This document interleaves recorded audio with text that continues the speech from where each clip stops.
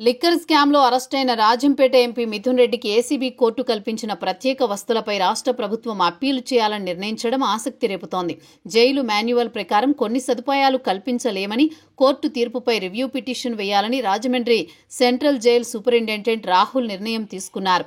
అంతేకాకుండా జైలులో రిమాండ్ ఖైదీగా ఉన్న నిందితుడికి ఇంటి భోజనం కూడా అనుమతించలేమని జైళ్ల శాఖ ఏసీబీ కేసులో పిటిషన్ వేసింది. ఈ పరిణామంతో పార్లమెంటు సభ్యుడికి కోర్టు కల్పించిన సౌకర్యాలపై అడ్డుపుల్లలు వేయడమేనంటూ వైసీపీ విమర్శిస్తోంది.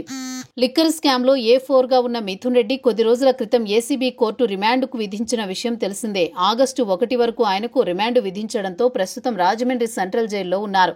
అయితే తనకు ప్రత్యేక సౌకర్యాలు కల్పించాల్సిందిగా ఏసీబీ కోర్టు తీర్పునిచ్చింది. దీని ప్రకారం జైలులో వెస్ట్రన్ కమోడ్తో కూడిన ప్రత్యేక గది కేటాయించడంతో పాటు అల్పాహారంతో పాటు 3 పూటల భోజనం, వాకింగ్ షూస్, నోట్బుక్స్, పెన్నులు, ప్రోటీన్ పౌడర్, ఒక సహాయకుడు, న్యాయవాదులతో బంధువులతో వారానికి ఒక 5 మిలాఖతులు కల్పించాలని ఏసీబీ కోర్టు ఆదేశించింది.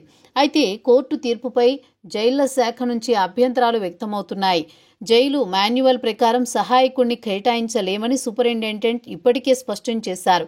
మిథున్ రెడ్డికి అలాంటి సౌకర్యం కల్పిస్తే జైలులో మిగిలిన ఖైదీలు కూడా సహాయకులను అడిగే అవకాశం ఉందని, ఇది ఆచరణ సాధ్యం కాదని సూపరింటెండెంట్ కోర్టుకు నివేదించారు.